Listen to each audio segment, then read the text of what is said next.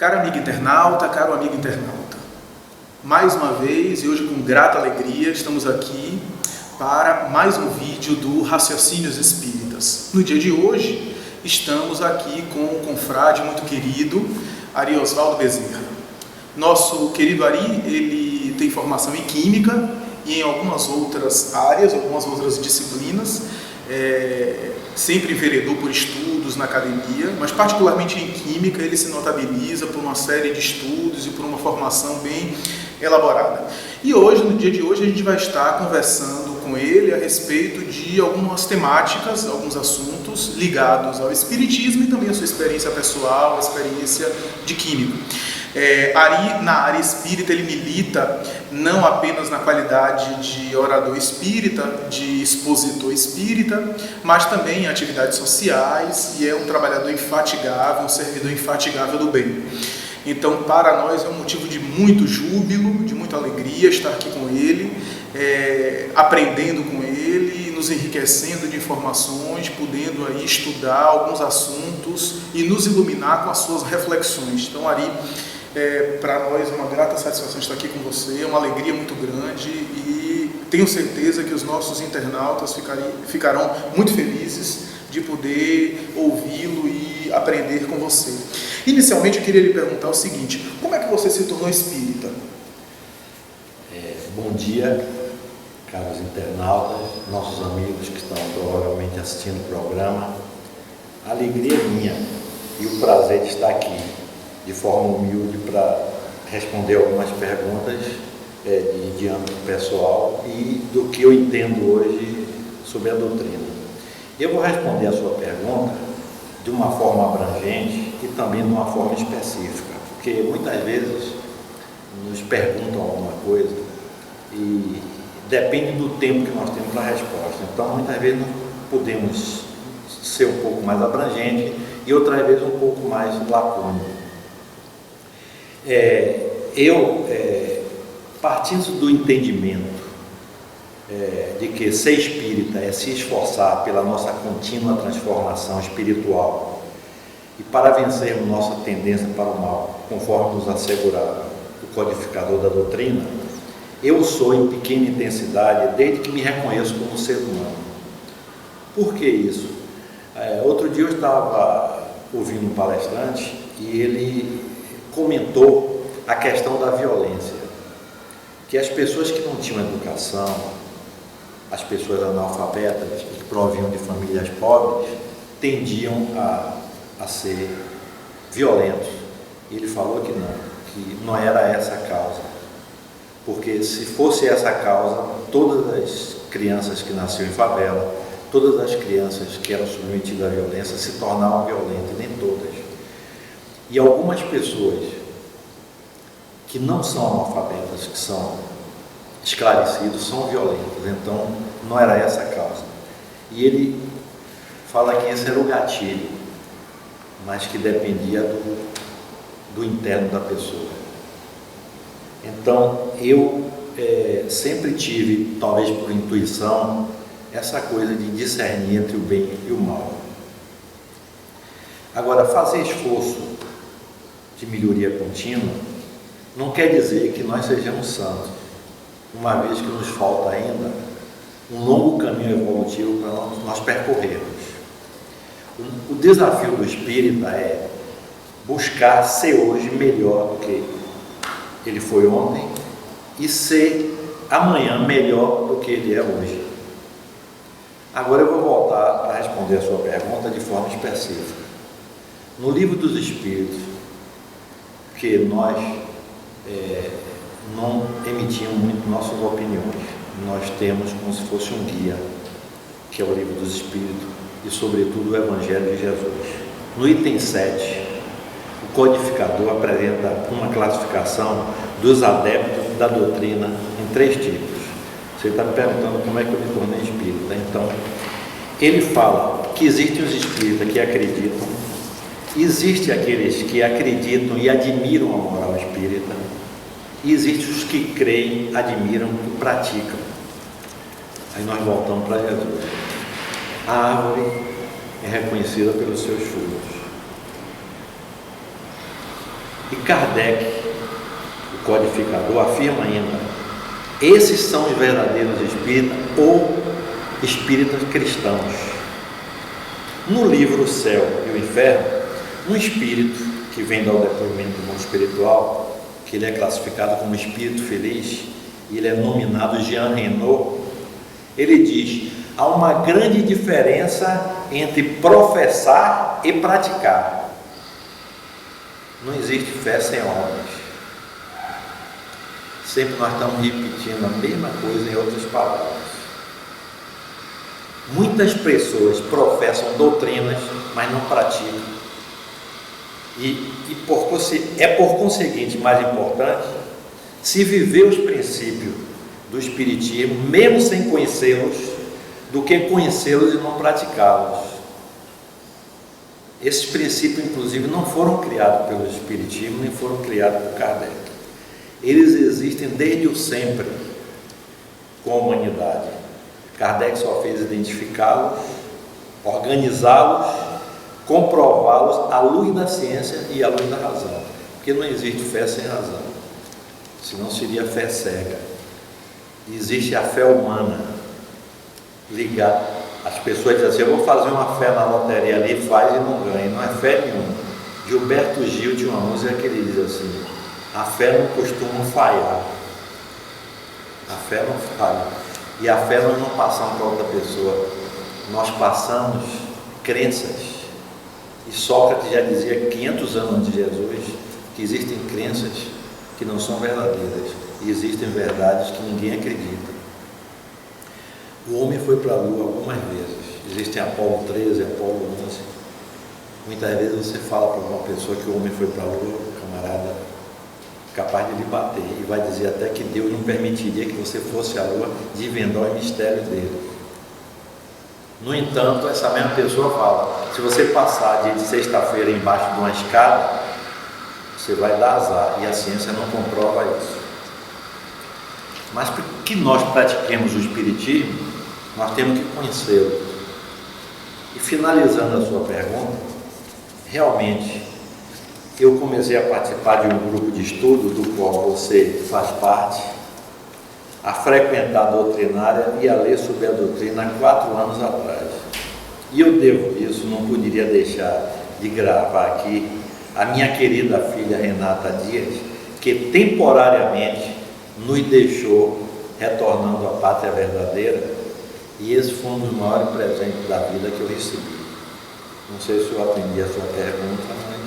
Fantástico, fantástico, extraordinário. Fascinante porque Ari, ele está colocando, está compartilhando conosco não apenas a compreensão que ele tem do Espiritismo, do que é realmente ser espírita, como sua experiência pessoal, digamos assim, o gatilho de contexto que motivou ele a entrar em contato com o conhecimento espírita. Foi por intermédio aí de uma de suas filhas que abriu portas para que ele pudesse mergulhar, e a partir desse momento ele não parou mais, se fascinou de tal forma com o conhecimento espírita que se tornou trabalhador, militante na área espírita como é. Ari, do ponto de vista do estudo, eu queria perguntar para você, já que você realiza uma série de estudos, grupo de estudo, palestra, estudos pessoais que você faz, apresentações que você faz nos centros espíritas, das suas mensagens em diferentes temas, eu queria perguntar para você se o estudo do espiritismo é importante e por que é importante. Demais. Demais. Eu convivi no seio da Igreja Católica, fui militante da Juventude Estudantil Católica, na época de Dom Jerônimo de Sá Cavalcante, ali na ladeira de São Bento. Tinha a Juventude Estudantil, Juventude Universitária Católica, Juventude Agrária, e nós eram até interpretados como esquerdistas, comunistas na época. O Dom Jerônimo foi, na época da ditadura, foi preso, porque ele brigava por justiça social, e o pessoal entendia que aquilo era comunismo. Eu comungava aos domingos, mas algumas perguntas que eu tinha, por exemplo, por que as pessoas nascem em berço rico, dotado de inteligência, de beleza, e outros nascem aleijados, doentes, limitados intelectualmente, eu pensava, será que Deus que os colocou naquela situação não poderia ter sido, porque esse Deus seria injusto? E a partir dessas reflexões eu vi que a religião não atendia algumas perguntas e eu ficava inquieto por procurá-las. Até o esoterismo eu andei lendo, mas quando eu tive contato com o Espiritismo, uma coisa fascinante, porque o Espiritismo ele é universal e ele é intemporal.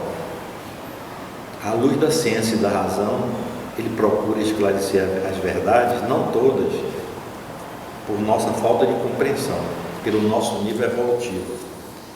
Eu diria o seguinte: se a vida é uma escola que comporta outras escolas,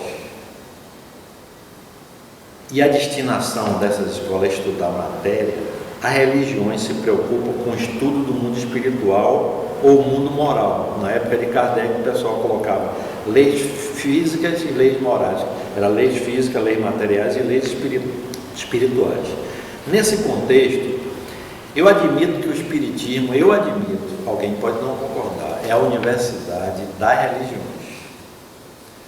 Cada um, às vezes, diz que a verdade tem 3 facetas, a minha, a sua e a da verdade. Só o estudando se pode ir descobrindo a sua universalidade e a sua intemporalidade. Só o estudando. Os ensinos do Espiritismo, eles nos mostram que eles não foram desenvolvidos apenas para os espíritas, mas para toda a humanidade. Ele mostra que todas as religiões são válidas. Um palestrante, outro dia, na própria Raciocínios Espírita, asseverou que ele foi atraído pelo Espiritismo porque não falaram que fora da igreja não há salvação, mas fora da caridade não há salvação. Então o Espiritismo mostra que todas as religiões são válidas. Nos esclarece que seus princípios sempre existiram, antes e sempre vai existir. Kardec não criou nada, apenas ele organizou, esclareceu e comprovou esse princípio com a assistência do mundo espiritual. Entre a edição do primeiro livro da codificação, que foi o Livro dos Espíritos, em 1857, e o segundo, foram 3 anos de estudos e trabalhos com consulta aos espíritos superiores, através das médiuns Baudin e Jafé. Como você pode conhecer as ciências, a engenharia, a medicina, sem estudar? O mesmo se aplica à ciência espírita. Se não estudar e continuar indo a casa espírita só para tomar passe, tratar suas aflições sem compreender as causas dela, como irá curá-las? E como irá entender os fenômenos e os processos envolvidos? Ontem mesmo tinha um palestrante dizendo o seguinte, que as pessoas vão, que estão obsidiadas, pensando que elas são vítimas. Na realidade, elas são algozes, as vítimas que estão perseguindo elas. Aí vai num centro e os espíritos não interferem no processo para o bem delas. E ele diz, olha, não vamos mais para essa casa espírita não, porque ela é muito fraca, vamos para outra, que lá resolveram o problema do amigo meu. Quer dizer, não procurem entender os processos e ficam sem entender a fenomenologia. Eu não sei se eu respondi. Fantástico, fantástico, Ari. Eu acho que eu concordo plenamente com esse conceito de universidade das religiões. Leon Denis tem um conceito, pelo menos é atribuído a ele, um conceito segundo o qual se diz que o Espiritismo não é a religião do futuro, mas o futuro das religiões. E é um pouco do que o Ari está colocando. É claro que isso não implica em intolerância ou desrespeito com outros segmentos religiosos, mas como os princípios da doutrina são princípios que não são exclusivos da doutrina, nós não estamos defendendo um patrimônio específico, pelo contrário. O Espiritismo, diz Allan Kardec, revela leis da natureza que não estão, de alguma forma, exclusivos em um segmento religioso. Como revela leis da natureza, Allan Kardec vai dizer, toca no básico de todas as religiões. Por isso, Leon Denis fala que o Espiritismo será o futuro das religiões. É que vale dizer que o católico continuará católico, que o protestante ou a religião protestante continuará, mas os segmentos religiosos em geral terão que inevitavelmente absorver aqueles elementos que o Espiritismo divulga desde o século XIX, porque se estão nas leis da natureza, como abordou Allan Kardec, estão de alguma forma na natureza, estabelecido por Deus. Se não estão na natureza, mais cedo ou mais tarde, diz Kardec, serão reconhecidos como inverdades, como conceitos falsos. Então, a humanidade avança em todos os sentidos, no sentido científico, no sentido material, no sentido intelectual e no sentido religioso também. As grandes verdades que foram divulgadas no passado de maneira esparsa são agora defendidas dentro da doutrina espírita através do consenso do mundo espiritual que defende esses pontos, sem aqui fazer nenhum tipo de sectarismo religioso. Mas da mesma forma que o budista encontra na sua religião, na sua doutrina, a parcela maior de verdade, nós espíritas não poderíamos aqui colocar de maneira dissimulada, sinceramente achamos que no Espiritismo está a maior fatia, a maior parcela de verdade. Isso não tem nenhum desprestígio ou nenhum desrespeito a outras doutrinas religiosas. É apenas uma constatação. Da mesma forma que o católico sincero, ele encontra no catolicismo a maior parcela de verdade, os espíritas encontramos na doutrina espírita a maior parcela de verdade. Eu concordo plenamente, até porque o Espiritismo não tem uma postura de fragmentação no sentido de religião. Pelo contrário, Kardec vai chegar a dizer que o Espiritismo demonstra aquilo que toda religião defende, mas demonstra de maneira cabal, através da mediunidade, das provas irrefutáveis, né? Toda religião fala que a alma é mortal. O Espiritismo demonstra através da comunicação da alma que volta e se comunica através dos médios. Toda religião diz que Deus é justo. O Espiritismo demonstra através da reencarnação. Então, o Espiritismo demonstra que vai dar subsídio, inclusive, vai dar argumento, fundamentação aos pontos básicos de todas as religiões. Então, concordo plenamente, porque Kardec vai dizer que o Espiritismo é uma doutrina religiosa, mas a religiosa não no sentido formal, porque não tem dogma, não tem sacerdócio organizado, não tem crendice, não tem ritual, não tem imposição. Mas é uma religião porque os seus pontos básicos têm a ver com o princípio de todas as religiões: a prece, a caridade, a mudança moral, o melhoramento do indivíduo, o seu desenvolvimento, a união com Deus, que são os pontos básicos de toda a religião. No sentido formal, o Espiritismo não é religião. No sentido filosófico, o Espiritismo tem uma dimensão ético-moral religiosa, né? Então, eu concordo plenamente, Ari, com essa sua consideração. O Espiritismo é uma grande universidade do sagrado, para me utilizar uma expressão muito usada hoje, do sagrado, do divino, do espiritual, e que procura estudar as questões espirituais de uma maneira metodológica, de uma maneira racional, de uma maneira consciente, inclusive para entender as diferentes manifestações religiosas. Isso não quer dizer que Deus privilegia o Espiritismo em detrimento de outras. Na verdade, Deus envia a verdade paulatinamente, à medida que a humanidade avança. Então, da mesma forma que Deus enviou os seus missionários em outras religiões, a semelhança, por exemplo, da Igreja Católica, que recebeu os grandes vultos do cristianismo, que reencarnaram no seu seio, quando a humanidade avançou, liberou uma outra parcela da verdade por meio dos fenômenos mediúnicos e da doutrina espírita. Inclusive, uma nota curiosa é que aqueles grandes vultos católicos voltaram pela mediunidade para falar dentro da doutrina espírita, porque o espírito evoluído, o espírito superior, ele já desprendeu-se do rótulo. Ele é o bem, ele é o amor, independente de qualquer manifestação. Mas na Terra, concordo plenamente com Ari, porque encontramos na doutrina espírita essa representação das verdades espirituais. Com todo respeito aos variados segmentos religiosos que são irmãos nossos, na doutrina espírita nós temos informações muito mais detalhadas de como é a vida espiritual, que não encontramos em outros segmentos, com todo respeito. O que não quer dizer que isso seja o passaporte definitivo para a plenitude. Allan Kardec vai dizer que o mais importante é a conduta moral, é melhor o indivíduo ser um ateu bom do que ser um religioso fanático e intolerante. Mas, sem sombra de dúvida, em termos de informações, temos um arsenal muito importante na doutrina espírita, o que de alguma forma também recai sobre nós uma responsabilidade muito maior, né? Quem mais dado, mais é cobrado. Sem dúvida. Ari, você na sua área profissional como químico, Você vê alguma relação entre a química e o espiritismo e a química? Na primeira pergunta que você me falou, como é que você se tornou espírita, eu falei até um pouco que em termos de entendimento de bem e mal, de princípio, eu sempre, desde que me reconheço, eu já era espírita. E já que você tocou nessa questão da profissão, eu pretendia ser o advogado, o médico. Aí você me pergunta por quê? Eu já tinha um entendimento aos 17 anos, 16 anos, de que as duas maiores profissões do mundo, na minha cabeça, era médico e advogado. Primeiro, o médico, que cuida do corpo humano, que para mim é a coisa mais valiosa que existe aqui. Apesar de Jesus ter dito, assim como o corpo está para a roupa, o espírito está para o corpo, você vê a dimensão ainda do espiritual, que hoje nós já temos essa visão um pouco maior.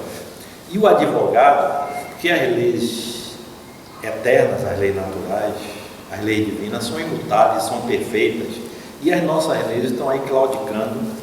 O Antônio Carlos Magalhães às vezes fala, para meus amigos tudo, para meus inimigos basta a lei. Quer dizer, você usa a lei para prejudicar as pessoas e muitas vezes usa a lei para soltar o bandido.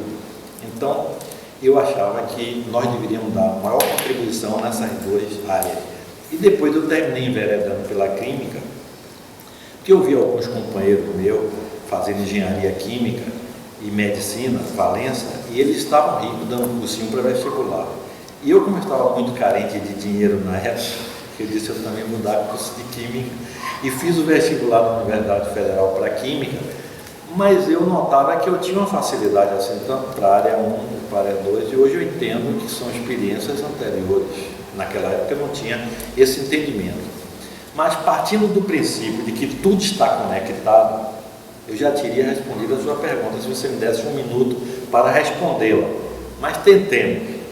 A química é uma ciência que trata da natureza da matéria, suas propriedades e suas transformações. O espiritismo é uma ciência que trata da existência do espírito e suas manifestações. Nos primórdios, já que você me pergunta se há alguma relação entre a química e o espiritismo, a alquimia, que foi os primórdios da química, ela era confundida com bruxaria. Inclusive, havia um preconceito com as crianças que escreviam com a mão esquerda, e os professores batiam na mão sem saber por que as mães, que os bruxos iniciam a bruxaria com a mão esquerda. Então, e Jesus tem na parábola que ele fala que a sua mão esquerda não veja a direita. E hoje eu estou sabendo que no mundo árabe, o pessoal utilizava a mão esquerda para as suas necessidades que eles chamavam de menos móveis, de limpeza da parte de baixo do corpo, etc. Eles entregam o alimento com a mão direita e com a mão esquerda não entregam. Então existe essa. Então o espiritismo era confundido com bruxaria. A alquimia era confundida com bruxaria. Assim como se falava e ainda se fala que o espiritismo é coisa do diabo. Então existe essa conotação negativa para ambos, né? Se a química nos mostra o segredo da matéria, o espiritismo nos revela a realidade do mundo espiritual e a sua conexão com o mundo material. Como é que funciona o mundo espiritual e qual essa conexão com o mundo espiritual? Isso é fantástico, isso o laboratório não pode nos mostrar. Esse é o problema da ciência convencional. Segundo Leon Denis, morreu aos 81 anos, ele foi final do século XIX para início do século XX. Ele diz que a cadeia da vida se desenvolve sem solução de continuidade, ou seja, não há quebramentos, desde o átomo até o astro, e em todos os graus, e do homem em todos os graus da hierarquia espiritual até Deus. Isso são palavras de Leon Denis. Em O Espiritismo e as Forças Radiantes, resumidamente, ele também nos afirma que o estudo dos fluidos e das forças radiantes nos levaria necessariamente às formas invisíveis de vida, pois elas se relacionam fortemente. Agora, formas invisíveis de vida, eu não vejo uma bactéria no copo d'água, então as formas invisíveis hoje, a bactéria não é invisível porque eu não utilizo esse olho, eu utilizo um equipamento para ampliar milhares de vezes para ver a bactéria, mas tem algumas coisas que nós não encontramos equipamento para ampliá-las e chegar ao nosso nível de entendimento. Então só a bondade divina através do mundo espiritual que às vezes nos concedem essas revelações. E por aí a ciência convencional chegará a reconhecer a existência dos espíritos. De vez em quando nós estamos tendo bafejos aí, não da ciência, mas de alguns cientistas que estão fazendo trabalhos, que têm credenciais, já mostrando a existência dos espíritos pelo viés da ciência, que provas espíritas não vai ser nenhuma novidade, porque nós já sabemos através do espiritismo. Mas para aqueles que só acreditam na experiência laboratorial, será de grande utilidade. A química, pois, tem tanta relação com o espiritismo como a matéria tem com a energia, até porque provém da mesma fonte, Deus. Impressionante, fantástico essa união. Enquanto você falava, Ari, eu fiquei lembrando de um item do Evangelho segundo o Espiritismo, está no primeiro capítulo do Evangelho, quando Allan Kardec faz a consideração da aliança entre a ciência e a religião, um dos textos iniciais do Evangelho segundo o Espiritismo. E ele diz, mais ou menos nessas considerações, de que se tanto o princípio material, com as suas variações e as suas dimensões variadas, e o princípio espiritual com seus níveis diferentes, tem o mesmo ponto inicial, que é a mesma causa, que é Deus, equivale a dizer que tanto as leis que regem a matéria, quanto as leis que regem a vida da alma, têm uma mesma causa, a partir do mesmo ponto, que é a divindade. Da mesma forma que a ciência, diz Allan Kardec, estuda as leis da matéria, o Espiritismo estuda as leis da alma, as leis do mundo espiritual. E um não poderia anular o outro, um não poderia contradizer o outro, porque tem uma única causa, um único ponto de origem, né? Então, é muito interessante essa sua colocação e me fez lembrar uma série de coisas aqui com relação à obra de Kardec. Essa relação de alquimia com química, que Kardec chega a dizer, da mesma forma que a alquimia tem nos seus primórdios aí o desenvolvimento da futura química, a astrologia, que mais tarde daria origem à astronomia, temos a superstição, o esoterismo e o misticismo, no sentido pejorativo da palavra, ou seja, supersticioso, que deu origem ao espiritismo. Kardec faz essa consideração para dizer que, mesmo no meio de uma série de superstições e até de conceitos falsos, mas considerados verdadeiros para a época, haviam elementos verdadeiros, pontos e conceitos essenciais e verdadeiros que mais tarde a humanidade deveria desenvolver e separar o joio do trigo, consoante uma expressão do Evangelho. Então, o que o nosso caro amigo Ari está colocando aqui é de fundamental importância. Da mesma forma que na alquimia nós temos a química hoje, da astrologia nós temos a astronomia, repetindo palavras de Kardec, nós temos na bruxaria, na feitiçaria, na superstição medieval, esotérica, hoje as leis racionais e a compreensão que nós temos do mundo espiritual revelados pela doutrina espírita, né? Ali na obra de Kardec nós temos um conceito que é muito interessante, que é o conceito do fluido cósmico, alguns chamam fluido universal, fluido cósmico, que é a mesma coisa, e que Kardec faz uma série de considerações a esse respeito, que é, digamos assim, uma informação para a época de Kardec, acredito, nova, original, inovadora, de que haveria esse fluido que estaria permeando o espaço, envolvendo todo o espaço, à semelhança dos peixes que estão mergulhados no oceano, nós estaremos mergulhados nesse fluido e que seria a matéria elementar primitiva, a matéria primitiva de tudo, né? Qual é a opinião sua a respeito desse fluido? E como químico, você acha que tem sentido, faz sentido esse conceito? Totalmente. Se o leigo procurar um dicionário, uma enciclopédia, convencionalmente, fluido é aquilo que flui. Fluido é aquilo que não tem forma definida, que ocupa o lugar do contêiner. Você pega uma água, tu coloca no copo, ela toma o formato do copo. Você pega uma água líquida e coloca numa garrafa, ela toma o formato da garrafa. Então, era esse o conceito de fluido, um conceito, diríamos assim, primitivo, não no sentido primitivo que vem primeiro, não é que vale menos. Mas é impressionante, e você está me falando aí, me veio à mente o primeiro milagre de Jesus. Jesus estava numa boda de casamento e faltou vinho e pediram à mãe dele, e ele diz: tudo que ele ordenar, faça. E ele transforma a água em vinho, que Pedro até o recrimina, dizendo que álcool, Senhor. Naquela época não tinha um bafômetro, mas Pedro já estava preocupado, né? Que álcool, não, Pedro. Isso aqui é uma cerimônia de casamento, está se formando uma família, e era amizade, ele estava querendo valorizar a amizade, ele conhecia a pessoa, foi amigo de infância, e para valorizar a amizade, e ele transforma a água em vinho. Há pouco tempo me veio um estalo, e eu penetrei um pouco mais nessa questão. Você está me falando de fluido? Tem tudo a ver. Água, todo leigo sabe que a água é formada de H2O, de hidrogênio e oxigênio. E Jesus transforma a água em vinho. Admitamos, dentro do vinho tem álcool etílico, cuja fórmula é CH3, CH2, CH3, CH2OH. Entra carbono aí que não tinha na água. Depois tem aldeído, que tem um radical da fórmula molecular COOH. E entra vitaminas, entra sais.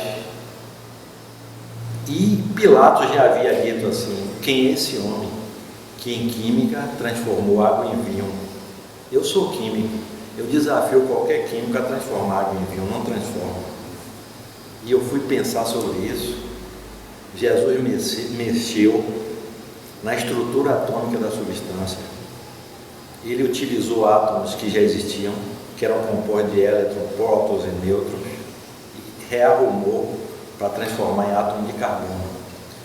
Agora, isso é uma coisa tão fantástica que para o Sol transformar em hidrogênio e hélio é uma explosão atômica que nós recebemos o calor daqui, dessa distância.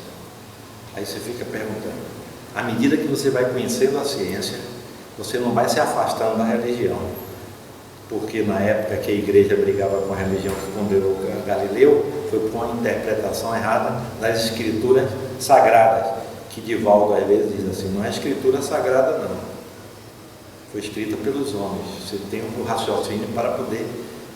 Então Galileu foi condenado estando certo, por isso que houve esse divórcio para algumas pessoas entre ciência e religião. À medida que eu me aprofundo mais na ciência, eu procuro me ajoelhar mais para olhar o poder de Jesus Cristo e de Jesus. Então, você me perguntou sobre fluido e eu fiz essa introdução com o milagre de Jesus para mostrar como Jesus mexia com os fluidos. Nós ainda hoje, você falou também de Gandhi, que não era cristão e era mais cristão do que muitos cristãos, quando ele disse: se nós perdermos todos os livros sagrados e conservássemos o Sermão da Montanha com as suas aventuranças, nada estaria perdido. Vocês imaginem, o coração da Bíblia é o Novo Testamento, e o coração do Novo Testamento é o Sermão da Montanha. Aí eu pergunto, o que Gandhi viu nas bem-aventuranças que há 2014 anos nós ainda não enxergamos? É porque Jesus falava por parábola, tinha a limitação da linguagem, que eram 10.000 vocábulos em aramaico. Hoje, para se falar uma língua, se precisa de 20.000 vocábulos. E você saía na rua, falava grego com um, falava romano com outro, aramaico com outro, e ele tinha que descer o entendimento das pessoas, falando ao agricultor com a linguagem do agricultor, ao criador com a linguagem das ovelhas e das cabras. Então você vê a dificuldade. E depois, uma palavra tem vários significados. Eu costumo até, eu não sei se estou me alongando na resposta, podia sintetizar mais. Às vezes você fala, eu costumo dizer assim, às vezes numa palestra eu digo para algumas pessoas: vocês sabem que é cravo? Todos dizem sim. Eu digo: não, vocês não sabem. Essa senhora aqui está pensando que cravo é uma flor, aquela outra pode estar pensando que cravo é uma doença de pele, aquela terceira está pensando que cravo é uma especiaria que a gente coloca no arroz doce, Aquela quarta está pensando que cravo foi aquilo que cravejaram Jesus Cristo. Eu vou parar por aqui por causa do tempo. Então você imagine que uma palavra tem muito significado. Então quando Jesus fala, por exemplo, na questão dos bem-aventurados pobres de espírito, hoje o pobre de espírito é entendido como um idiota. Jesus não falou pobre de espírito, ele falou de pobre em espírito. Então nós já pegamos a mensagem. É por isso que no século XIX o mundo espiritual, por amor a gente, fez com que os nossos irmãos, os espíritos superiores, viessem esclarecer o Evangelho, que estava dando margem a isso que nós estamos vendo aí no mundo, dessa partição de religiões e matando em nome de Deus. Mas voltando para a questão do fluido,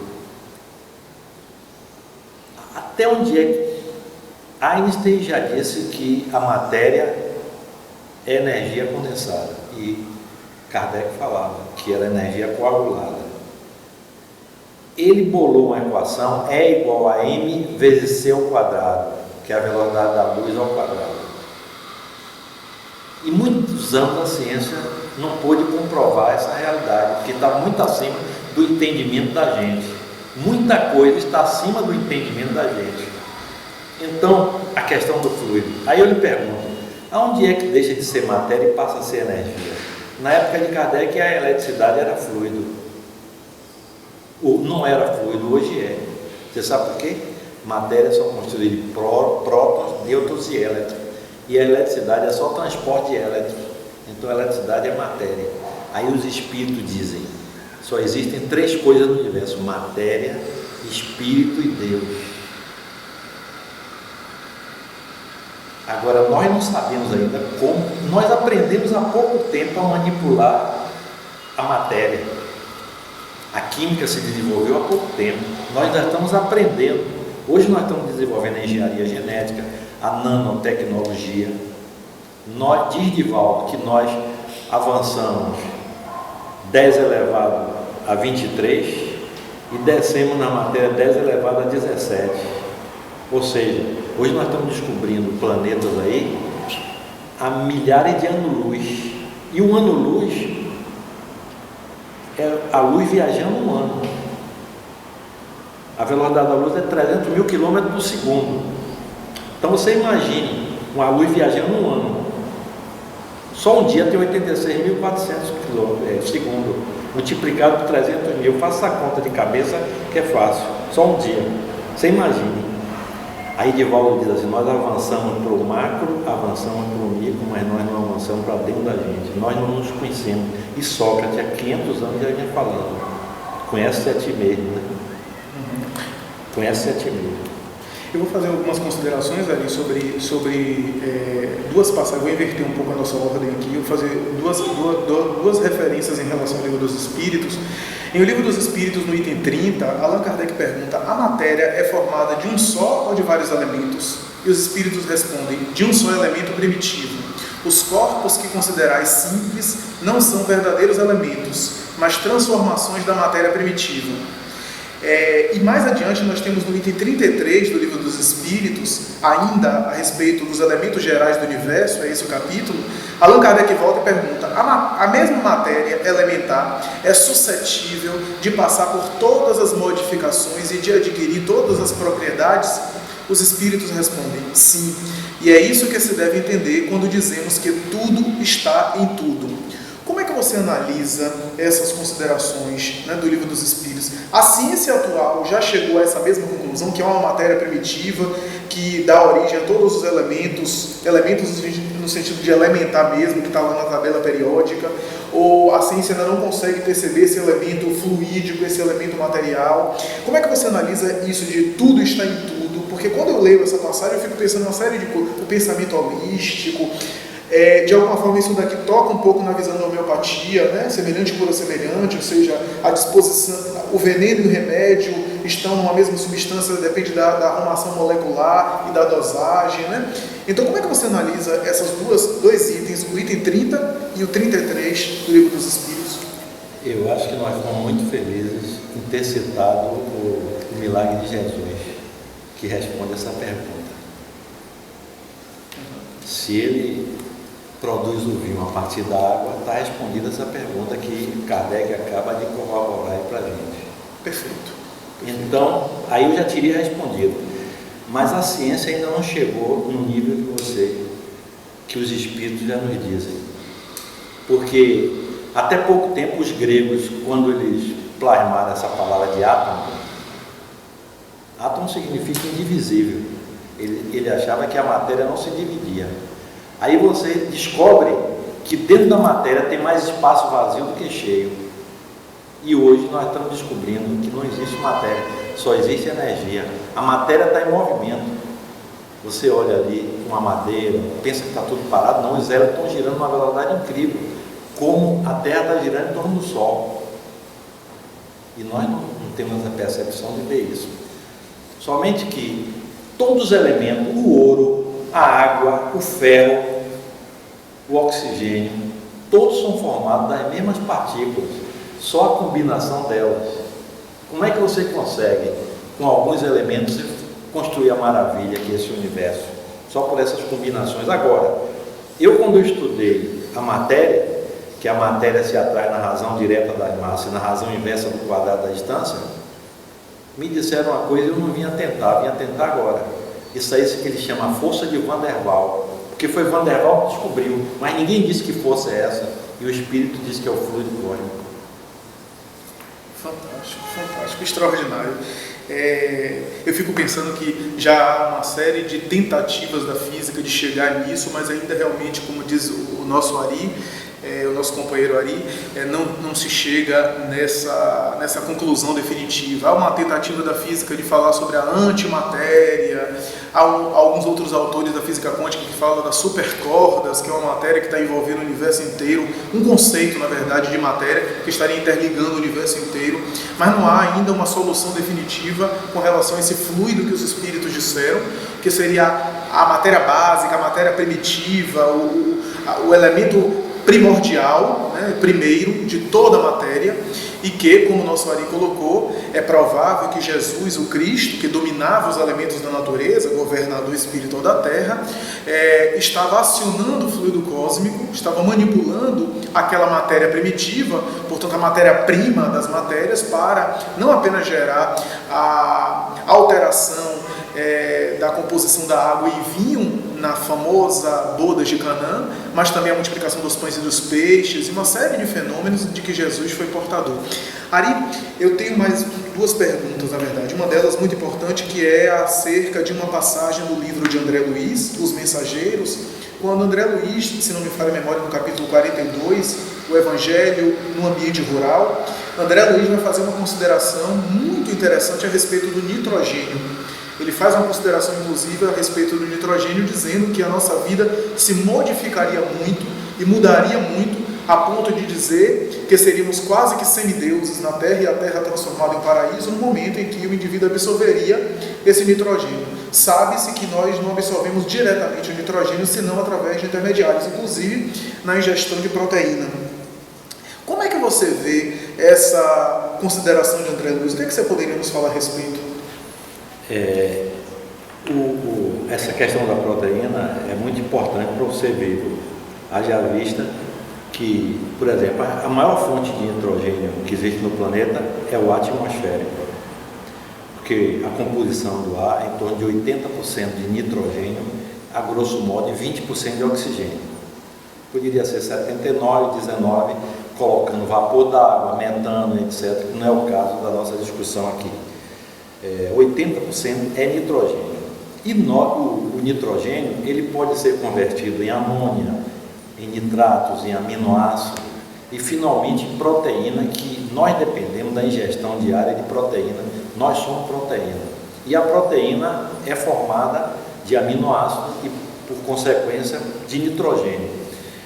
O interessante é que nós fixamos o oxigênio nos alvéolos pulmonares e não fixamos o nitrogênio. Nós inspiramos e expiramos a mesma quantidade de nitrogênio. Quem é que faz esse trabalho normalmente? Os raios transformam já por reação química no ar o nitrogênio já em nitratos. As bactérias também se chamam bactérias nitrificantes no nível de raiz. Eu cito muito o exemplo dessas minas de areias que são lavadas e sujeitas a um sol escaldante, e de repente você vê aquilo, a vegetação verde, florir. Quem está adubando aquilo, aquelas plantas? É exatamente as bactérias que estão pegando o nitrogênio do ar e fixando na raiz das plantas. Aí os herbívoros, né, comem a planta, comem o capim, o boi, e nós somos carnívoros, nos alimentamos da carne do boi. Quer dizer, indiretamente o nitrogênio é fixado pelas plantas e é trazido até nós de uma forma indireta. Aí o André Luiz ele faz essa conexão, que se nós fôssemos capazes de fixar esse nitrogênio, 10% parece do que nós respiramos, e que ele está absolutamente certo, porque uma vez nós fizemos o cálculo e vimos que é exatamente a quantidade de proteína que nós precisamos durante o dia. Então, ele está absolutamente certo que se nós fixássemos, nós não precisaríamos estar matando os animais, porque nós ainda, no estado primitivo nosso, nós nos alimentamos de cadáver de animais, que é uma coisa não muito civilizada, assim, vamos dizer, entendeu? Então eliminaria, nós fixaríamos. E eu já soube, quando eu lia muito sobre esoterismo, participava de yoga, algumas palestras que eu assisti, as pessoas falando que lá no Oriente tinha pessoas que só pela vibração conseguia se alimentar do fluido cósmico. Às vezes, sem se alimentar, a pessoa se reenergizava, que isso é uma coisa que ainda foge à nossa compreensão hoje. Mas talvez nós vamos chegar num estado, assim como nós ainda nos alimentamos do oxigênio, nós vamos nos alimentar desse fluido que nós... Porque vocês imaginem, dentro de um copo de água, a água é um fluido, mas ninguém imaginava que tem outro fluido ali dentro, que é o ar, que o peixe respira dentro da água. Então o ar já é 1000 vezes menos denso do que a água, 1000 vezes. Então existem fluidos que são milhares de vezes menos densos ainda do que o ar. É por isso que eles falam que os nossos pensamentos são transportados através dos fluidos, que a gente ainda não conhece o que é. Porque outro dia fizeram uma experiência e colocaram um médium dentro de uma caixa para se comunicar com algumas pessoas, e fizeram a câmara do vale, onde não entram todas as radiações que nós conhecemos, e eles se comunicaram. Agora ninguém sabe por quê. A outra é que pegaram, por exemplo, um átomo de nitrogênio, onde os elétrons estão emparelhados com espins contrários, ou seja, girando em sentido contrário, eles conseguiram separar esses elétrons, mudaram a rotação do spin do elétron. Quando eles mudaram a rotação do elétron, o outro muda. E eles não sabem como é que se dá essa comunicação. Então tem muita coisa para a gente aprender. Sócrates dizia, era Sócrates que dizia assim, as divindades disseram que eu sou o homem mais sábio da Grécia, não era ele que dizia? Que eu sei por quê? Porque eu sou o único que sei que nada sei, nós não sabemos nada. Fantástico, fantástico, porque o indivíduo sábio, ele muitas vezes ampliou tanto que ele tem muito mais dúvidas e questionamentos do universo. O indivíduo às vezes ignorante, ele acha que sabe tudo porque está limitado no seu suposto saber, no seu pseudo saber, né? Ari me recordou uma questão do Livro dos Espíritos, o item 723, quando Allan Kardec pergunta: a ingestão de carne é contrária à lei natural? E os espíritos respondem de uma maneira muito curiosa: na vossa constituição física, a carne se alimenta da carne. Do contrário, o homem enfraquece e naturalmente tem dificuldade de cumprir a sua missão nesse mundo. É que vai me dizer que momentaneamente, por um processo atávico anterior, nós, por sermos de carne, do ponto de vista material, ingerimos carne. E porque, como disse Chico Xavier em uma das suas célebres entrevistas, o espírito humano, graças ao seu perispírito condicionado, em milênios se alimentando de carne, muitas vezes temos a necessidade, mas a alimentação humana tem modificado ao longo dos tempos. Hoje, nós já temos uma alimentação e uma visão a respeito da alimentação do que não ocorria, por exemplo, há 50 anos atrás, como os especialistas de nutrição, de gastroenterologia, de endocrinologia têm falado a respeito disso, a ingestão de proteína, de carboidrato e assim por diante, a relação, por exemplo, com os açúcares e assim por diante, tem modificado ao longo do tempo, e a tendência é modificar cada vez mais naturalmente com a nossa evolução, porque o biótipo dos espíritos encarnados que somos vem modificando ao longo dos tempos, não apenas nas gerações, mas também nas reencarnações, biótipos mais sutis, menos grosseiros, menos densos. Se compararmos o nosso biótipo de hoje com o biótipo do homem, por exemplo, da Idade Média e até mais do homem das cavernas, veremos que mudamos muito. E quando Allan Kardec recebe informações de que os espíritos em outros planetas têm corpos muito menos grosseiros do que o nosso, muito mais sutis, nós temos uma ideia dessa mudança alimentar que tem sido naturalmente operada. Emmanuel, na obra O Consolador, volta a essa consideração dizendo que vai chegar um momento em que a alimentação de carne animal será lamentável, chegará um momento que será peça de museu. Ele fala isso com vistas ao futuro, quando estabelece essa ideia de que vai chegar um momento que nós não precisaremos nos alimentar das vísceras animais. Talvez, e fazendo conexão com a ideia do nitrogênio do André Luiz falava também com vistas ao futuro, com relação a biótipos humanos que um dia conseguirão absorver, assimilar uma quantidade de nitrogênio muito maior, dispensando, portanto, aí é uma hipótese nossa, uma ilação nossa, puramente pessoal, uma conjectura, dispensando, portanto, talvez a alimentação de natureza animal. Não que isso seja errado, não que isso seja um crime perante as leis de Deus. Os grandes vultos, Chico Xavier, Allan Kardec, ingeriam, por exemplo, a alimentação de carne moderada, mas ingeriam. Há a tradição evangélica de que Jesus se alimentou de peixe com seus discípulos, era naturalmente um hábito da época, era o contexto da época. Mas quando André Luiz, Emmanuel e a própria codificação fala que na nossa constituição física a carne se alimenta da carne, é que vale dizer que chegaremos um dia que teremos uma outra constituição física, que teremos outros hábitos e naturalmente estamos caminhando para isso. Ari, eu gostaria de, antes de encerrar, pedir para que você fizesse suas considerações finais, falasse o que é que mais lhe atrai no Espiritismo, o que é que mais lhe chama atenção, o que é que mais você se sente atraído na doutrina espírita, e suas considerações finais para que a gente possa encerrar. Eu diria que na doutrina espírita não é o que mais tudo na doutrina me atrai, entendeu? Eu, inclusive, tenho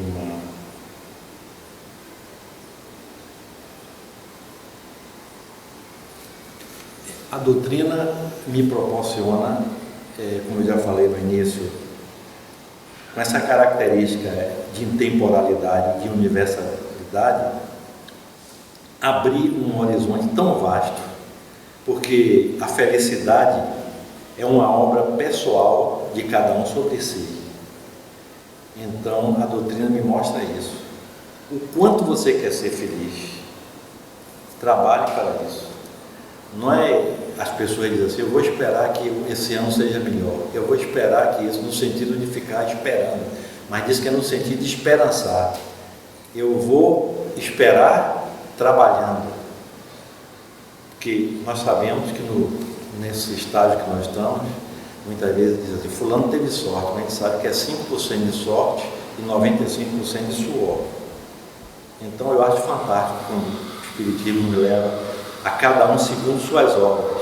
Agora, de vez em quando, em função do nosso merecimento, nós recebemos muitos inputs, muita ajuda dentro do Espiritismo. Eu tinha até colocado mas aí você tem condição de cortar e talvez não. Eu coloquei aqui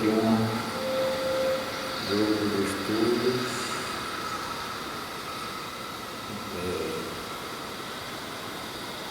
Fugiu, é para não dizer mesmo. Eu agradeço, e de forma assim, muito humilde, eu sei que cada um tem uma característica, cada um tem um nível de conhecimento. Então o importante dessa entrevista que você faz é o seguinte, que cada um vai narrar aquilo que o outro não poderia narrar, que são experiências pessoais, a maneira individual de cada um pensar. Mas eu é que agradeço por estar aqui, fico lisonjeado e espero no futuro poder contribuir um pouquinho mais.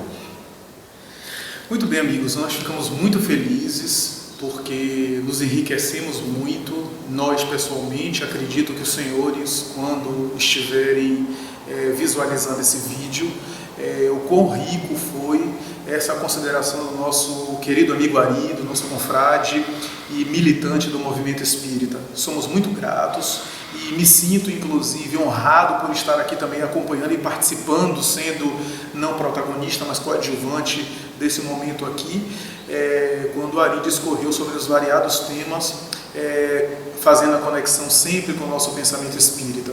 Agradecemos de maneira bastante emocionada, sensibilizados, reiterando o nosso e-mail, o e-mail do nosso canal, raciocíniosespíritas@gmail.com.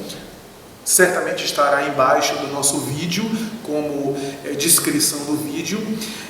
Envie para nós a sua pergunta, as suas considerações, fale a respeito de algum tema que você gostaria de sugerir, teça considerações que, se por acaso couber em nosso programa, teremos o maior prazer de responder.